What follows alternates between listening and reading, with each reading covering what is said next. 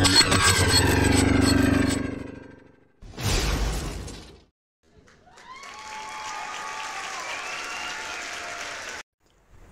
मित्रांनो, pension talks with चेंदरकर अर्थात मावळे गप्पा पेन्शनच्या या यूट्यूब चॅनलवर आपलं स्वागत आहे.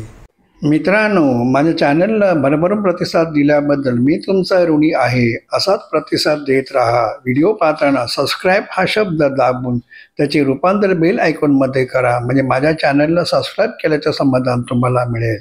ही चित्रफित महाराष्ट्र नागरी सेवा निवृत्ती वेतन नियम 1982 व महाराष्ट्र शासनाने वेळोवेळी निर्गमित केलेला शासन निर्णय यावर आधारित आहे. अनुकंपा निवृत्ती वेतन अर्थात कंपॅशनेट पेन्शन महाराष्ट्र नागरी सेवा निवृत्ती वेतन नियम 1982च्या नियम 100 ते 103 अंतर्गत गैरवर्तणूक, मिसकंडक्ट किंवा नादारी, इनसॉल्व्हन्सी या कारणासाठी शासकीय सेवेतून काढून टाकलेल्या किंवा शक्तीने सेवानिवृत्त होण्यास भाग पाडलेल्या शासकीय कर्मचाऱ्याला अनुकंपा निवृत्ती वेतन देण्यात येते. अकार्यक्षमतेच्या कारणावरून शासकीय सेवेतून काढून टाकलेल्या किंवा सेवानिवृत्त होण्यास भाग पाडलेल्या कर्मचाऱ्याला जर तो नियत वयोमान निवृत्ती वेतन मिळण्यास पात्र ठरत असेल तर त्याला निवृत्ती वेतन मंजूर केले जाईल.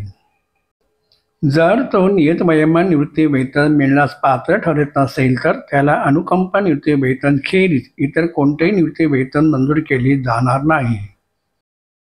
जेव्हा शासकीय कर्मचाऱ्याला नादारी, अकार्यक्षमता किंवा गैरवर्तणूक यामुळे शासकीय सेवेतून काढून टाकले असेल तेव्हा तो जर वैद्यकीय प्रमाणपत्राच्या आधारे सेवानिवृत्त झाला असता तर त्याला जे रुग्णता निवृत्ती वेतन अनुज्ञेय झाले असते त्याच्या 2/3हून अधिक असता कामा नये. जेव्हा शासकीय कर्मचाऱ्याला नादारी, अकार्यक्षमता किंवा गैरवर्तणूक यामुळे सेवानिवृत्त होण्यास भाग पाडले असेल तेव्हा त्याला सक्तीच्या सेवानिवृत्तीच्या तारखेस त्याला अनुज्ञेय असणाऱ्या रुग्णता निवृत्ती वेतनाच्या 2/3हून कमी नाही आणि संपूर्ण रुग्णता सेवानिवृत्ती वेतनाहून अधिक नाही अशा दराने दिली जाईल. या नियमानुसार मंजूर केलेले निवृत्ती वेतन शासनाने निश्चित केलेल्या किमान निवृत्ती वेतनापेक्षा कमी करू नये. वेतन आयोग किमान निवृत्ती वेतन. चौथा वेतन आयोग किमान निवृत्ती वेतन 375. पाचवा वेतन आयोग किमान निवृत्ती वेतन 1275. सहावा वेतन आयोग किमान निवृत्ती वेतन 2882. सातवा वेतन आयोग किमान निवृत्ती वेतन 7500. सेवेत कायम असण्यासंबंधी नोंद सेवा पुस्तकात असणे अनिवार्य आहे. सेवानिवृत्ती वेतन व इतर लाभासाठी शासकीय सेवेतून सक्तीने सेवानिवृत्त होण्यास भाग पाडलेल्या शासकीय कर्मचाऱ्याची अहर्ताकारी सेवा कमीत कमी 10 वर्ष होणे आवश्यक आहे. समजा अ.ब.क. यांचा जन्म 1/6/1955 रोजी झाला. ते दिनांक 12/1/1976 रोजी शासन सेवेत रुजू झाले. गैरवर्तणूकमुळे त्यांना शासन सेवेतून दिनांक 24/8/1999 रोजी सक्तीने सेवानिवृत्त केले गेले व ते दिनांक 6/1/2000 रोजी मयत झाले. त्यांची एकूण सेवा 22 वर्ष 7 महिने व 13 दिवस झाली. त्यातून 1 वर्ष 3 महिने 26 दिवस असाधारण रजा वजा केली तर एकूण अहर्ताकारी सेवा 20 वर्ष 3 महिने व 26 दिवस एवढी होईल, म्हणजे 41 सहामाही कालावधी. शेवटचे वेतन ₹4,600. पाचव्या वेतन आयोगाप्रमाणे शेवटचे 10 महिन्याचे सरासरी वेतन ₹4,570. शासन मंजुरी आदेश दिनांक 6/8/2000 प्रमाणे 2/3 निवृत्ती वेतन व पदनास मंजुरी.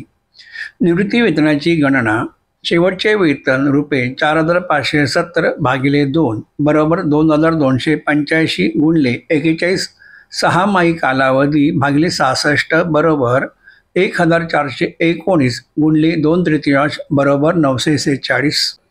पण पाचव्या वेतन आयोगाप्रमाणे किमान वेतन ₹1,275 म्हणून दिनांक 28/8/1999 पासून ₹1,275 निवृत्ती वेतन मंजूर होईल. उपदानाची गणना शेवटचे वेतन रुपये 4,600 भागिले 4 बरोबर 1,150 गुणले 41 सहामाही कालावधी बरोबर 47,150 गुणले 2/3 म्हणजे रुपये 31,434 रुपये एवढे उपदान मंजूर होईल. निवृत्ती वेतन अंश राशीकरणाचे अर्ज अशा प्रकरणात नमुना मध्ये पाठवावी. शासनाचे मंजुरी आदेश प्रस्तावासोबत जोडल्यास अशा प्रकरणात AG ऑफिस निवृत्ती वेतन प्राधिकृत करते. बडतर्फ शासकीय कर्मचारी निवृत्ती वेतन उपदान यासाठी पात्र ठरत नाही.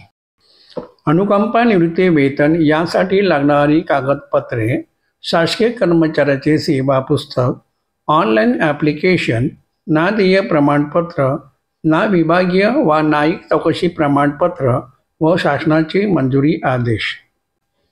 ही चित्रफीत आपणास उपयुक्त होईल अशी मी आशा करतो. आपणास पेन्शनबद्दल काही प्रश्न विचारायचे असतील तर जरूर विचारा, मी त्यास उत्तर देईन. त्यासाठी तुम्हाला कॉमेंट्स बॉक्समध्ये आपलं नाव, मोबाईल नंबर व तुमचा प्रश्न लिहावा लागेल. हा व्हिडिओ आपल्या माहितीसाठी तयार केलेला आहे. आवडला असेल तर न चुकता न विसरता लाईक करा आणि सबस्क्राईबसुद्धा, जेणेकरून पुढील भागात नोटिफिकेशन आपणास येईल. आपणा सर्वांना चांगले आरोग्य लाभो हीच सदिच्छा व्यक्त करून मी आपली रजा घेतो. धन्यवाद.